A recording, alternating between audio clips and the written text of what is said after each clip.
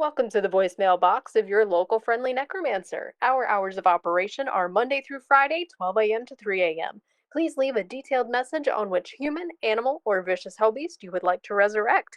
Your call will be returned within 3 business days to book an appointment. Please ensure to have your down payment of your soul or firstborn child, or the soul or firstborn child of another being if you do not have one, at the time of your appointment. Thank you. Hi, Squirrel. I have a co-host.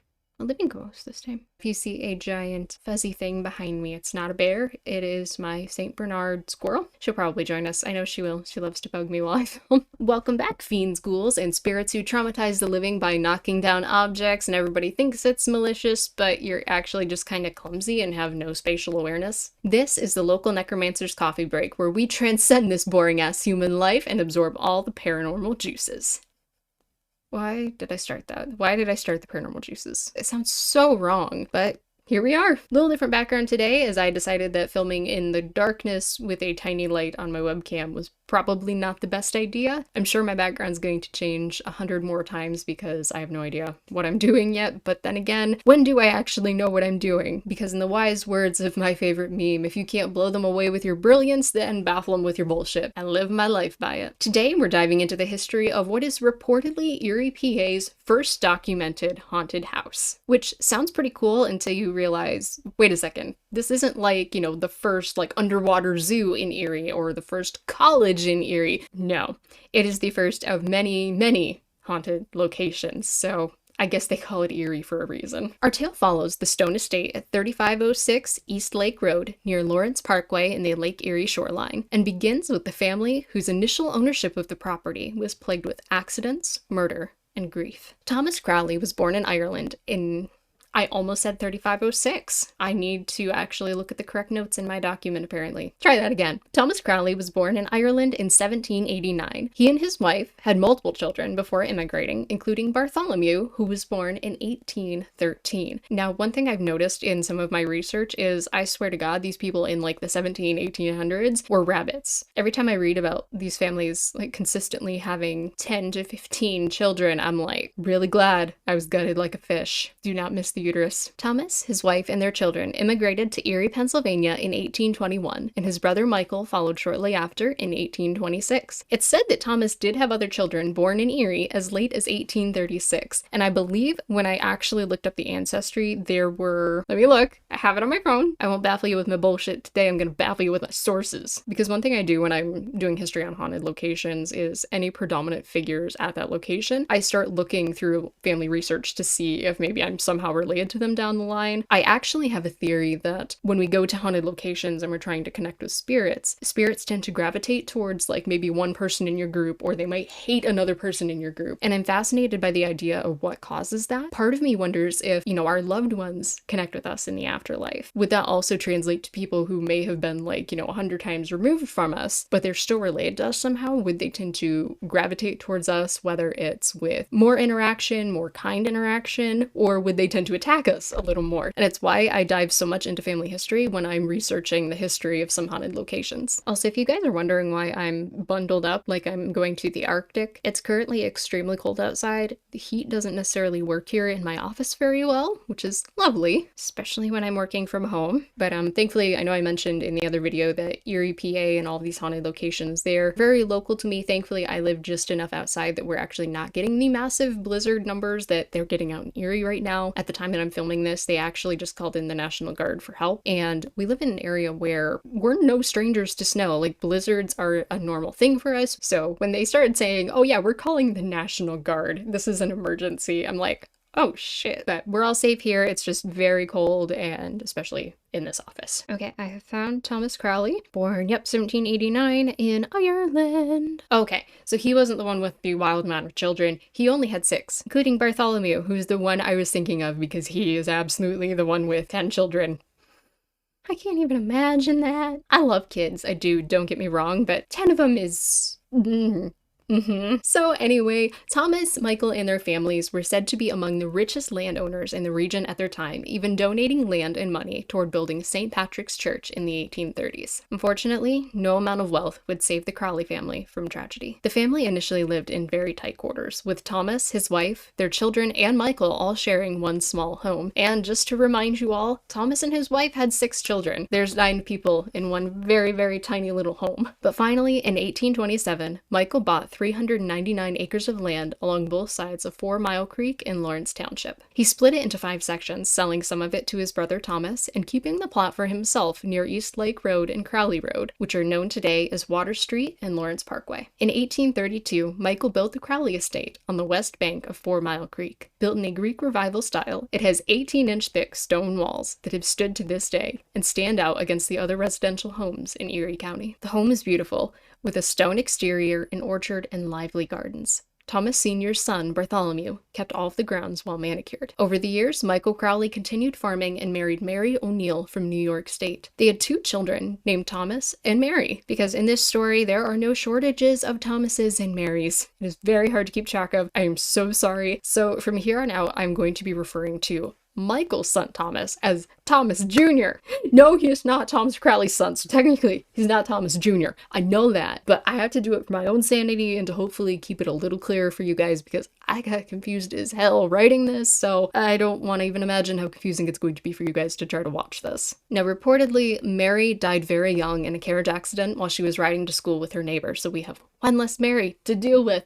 Super sorry, Mary. It's incredibly sad, but I'm kind of okay with having one less Mary in this story. You'll see why. Thomas Jr., however, born on May 24th, 1830, attended public school in the Erie Academy while helping his father tend to the farm. As an adult, he briefly worked in the oil industry before becoming a police officer for the city of Erie. In 1853, he was elected as Erie's chief of police, serving until 1870 when he became a private detective until 1876. But in 1877, he was re-elected as chief of police. Thomas Jr. married twice and had 1 child with each wife. His son Michael, another Michael, I know, yes, Michael Jr., was an engineer for the Pennsylvania and Erie Railroad, while his daughter Clarabelle worked for an Erie grade school. It was rumored for over a century that the Crowley Estate was a stop on the Underground Railroad before and during the Civil War, with tunnels underneath the building that helped slaves escape to the lakeshore and to be taken to Canada. And for a long time, all these were rumors, so remember this fact for later because it will come back up again. After the death of Thomas Crowley Sr., the one who originally immigrated from Ireland, Bartholomew inherited the Crowley Estate. When Bartholomew's wife, Louisa, passed at a young age, he took to raising their daughter, also named Mary, on his own. In 1893, disaster would strike 80-year-old Bartholomew and his family, and the neighboring family member, the wife of John Crowley. Violent robbers invaded, as documented in the original break-in article from the Buffalo Express on November 2nd, 1894. The article's headline details brutes, atrocious acts of 3 masked burglars make a raid on the Crowleys at Harbor Creek and demand money. I was definitely very thankful to find this news article. It's wonderful. It details the story so well. Like, it was exclusive to the Buffalo Express, and it gives such a good detailed overview of all the events that happened because this break-in is wild. But there's one piece of wording here that I had to laugh at because it's the very first line of the article, which states the town of Harbor Creek is wild with excitement. I don't think it was excitement that they were wild with. Devastation, shock. If it was excitement, that's concerning. Mrs. John Crowley and Bartholomew Crowley live near to each other in Harbor Creek. They are both rich and their houses are fine ones because that's not going to tell any more burglars to not go rob them. They have fine houses, go get them! So first, the burglars went to Mrs. John Crowley's house and climbed through her window, tried to find any money,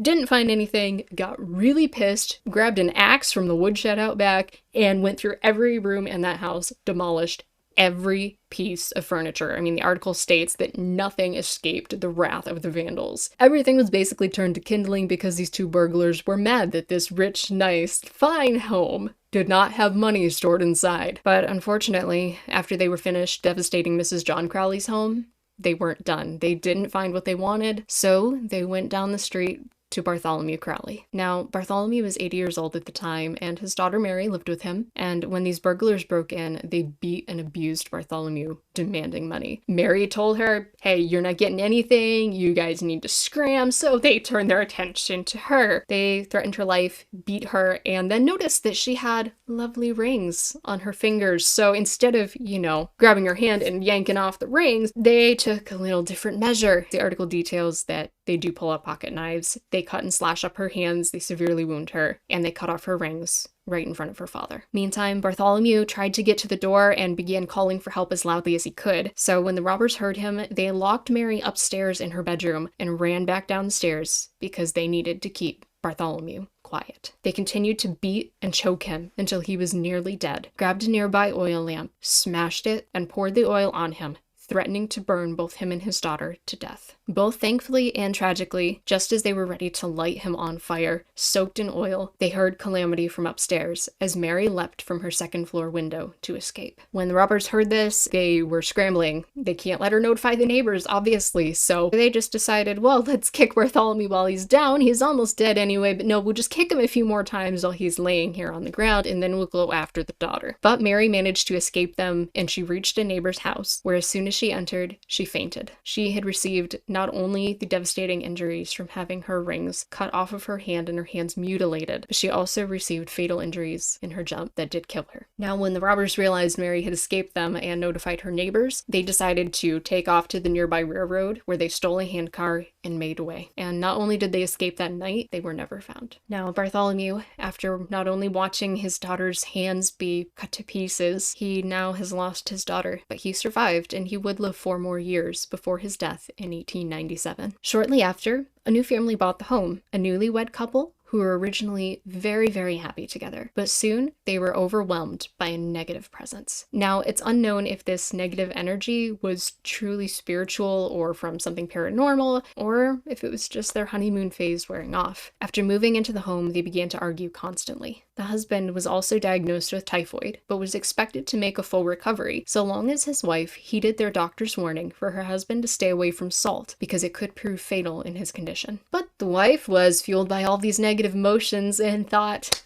perfect, I'll just give him salt. So she began to feed her husband massive quantities of salt because why not? Until one night he died very painfully right around midnight. Legend says that every night around midnight, the man's spirit returns to not only torment his wife, but all who came after. He would slam doors, shatter plates, and even knock over an entire china cabinet with poltergeist activity, smashing the glass front to pieces. When the wife had her friend come over to inspect the damage, the china cabinet was stood up perfectly, with no sign of damage, and even the glass front was unscathed. The repeated hauntings, fear, and guilt drove the wife to leave shortly after, and she was never heard from again. Now, for decades, no family that moved in ever stayed long. According to the legends, the hauntings continued, with the most prominent happening right before midnight. The home became abandoned, run down, and locals reported seeing figures moving through the boarded-up windows, and even shadows lurking in the old, overgrown gardens. As rumors grew of these shadow figures roaming the estate, the once beautiful mansion was viewed as just a local haunted house. Kids and teens would dare each other to break in and test their bravery alone in the home. Those who visited claimed to be overcome with waves of sadness, anger, and dread, until it was sold to its current owners, Erie area natives Mike and Kathy Goodman. In a blog article on Christine the Writer, the owners sat down with Christine about their efforts to restore the home to its former glory. After much debate about whether or not to buy the property, they eventually took ownership with a heart to bring back the home's charm and intricate beauty. Now, I will link the blog post in the description of this episode where you can read Christine's interview with the Goodmans themselves and see the photos of the beautiful work they've done on this property. They have done a wonderful job restoring all of the little details of this historic home. It is gorgeous. You guys need to check out the blog post. And remember how I mentioned that the Underground Railroad theories would come up again. In the last couple years, a tunnel was discovered and excavated beneath the Crowley Estate. It began in the basement and led to the bank of 4 Mile Creek, where slaves were able to escape to the shores of Lake Erie, where boats would wait to take them safely to Canada. Now, it is currently not possible to gain access to this tunnel but it has seemingly confirmed a longtime legend. The Crowley Estate has fascinated me for a very long time, partly because it is like one of the first documented haunted locations in Erie, so like that's hella cool. But not only that, I mean, just the rich history. It's definitely a place that I would love to be able to see in person someday, because just from the pictures alone, it is absolutely stunning. And there were rumors for a long time that the house had actually been completely torn down and that nothing remained but the land, and that the land itself was haunted. But it's really cool to know that like those were just rumors. The house still stands and it is gorgeous thanks to Mike and Kathy Goodman. I hope you all enjoyed this episode today. As you probably noticed, I did not run Spirit Talker in the background. It got very distracting for me in the last episode, but that's not to say that I won't bring it back. I will probably bring Spirit Talker back out when I'm talking about like personal experiences and paranormal encounters that I've had, because it's really fun to see like if my loved ones come through especially. But I think for talking about places like this where I need to be focused on my notes and making sure that I have dates correct and everything, I can't have it running, but I will put it up in the background while I'm doing my outro. Okay, Spirit Talkers running by Gregory. That is not all. I actually have a very exciting and special announcement for today, and that is about the Firelands Paracon. The Firelands Paracon is a paranormal convention taking place in Sandusky, Ohio on Saturday, April 12th. But the coolest part of the convention is that it goes towards a good cause. Appreciation. Yeah, we're appreciating the cause, because not only does it go to benefit the care and share of Erie County. I don't know if you guys will hear that. There were just 2 knocks on my desk. That's a little weird. Cool beans, man. Anyway. Lady. Okay, yes, lady. Cool. I'm going to turn this down a little bit because the volume's up really loud and that's why I keep jumping. But proceeds from Firelands Paracon go to benefit the care and share of Erie County and Safe Harbor domestic violence and sexual assault shelters. Now, Safe Harbor shelters actually serve Erie, Ottawa, and Huron counties. They're a wonderful organization that has helped so many people get out of abusive situations. Their website states, by participating in this event or donating requested items, you are directly contributing to the well-being and recovery of individuals and families affected by domestic violence and SA. Now, some of the items that you can donate that will greatly help them in their efforts would be cleaning supplies, non-perishable foods, household items like pots, pans, utensils, baby supplies, personal safety items, books, educational materials, and small furniture items. The Firelands Paracon and Erie events, spelled with 2 E's for Erie, they are very active in bringing awareness and help to those who have been through domestic violence, SA, trafficking situations, and other critical issues. You can visit either of their websites at firelandsparacon.com or Erie, spelled with 2 E's, events. Now, I will be linking these websites and their social media pages in the description of this episode. Now, if you go to the Erie Events website, you can actually find some investigations that will include your ticket to the Paracon. And if you're interested, I will actually be at the investigation at the Beale Manor in Fremont, Ohio, which does include your ticket to the Paracon. I just got mine and I'm super excited. So if you've been looking to go on an investigation, support a good cause, and meet some amazing people at a paranormal convention, make sure to grab your tickets. The next episode, coming next Sunday, will be a dramatic reading of Edgar Allan Poe's The Telltale Heart.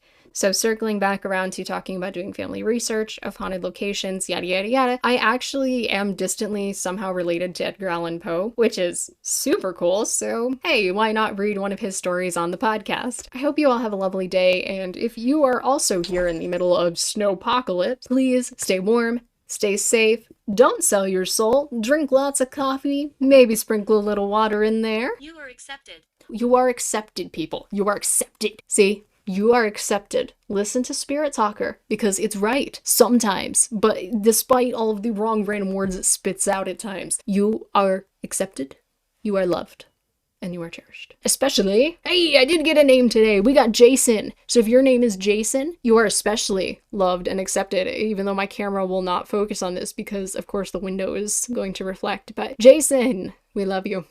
Oh, and also to Laura, you are also very accepted, very loved, and appreciated, and cherished. I love you, Laura, Jason, and anyone else who's watching. Bye, guys.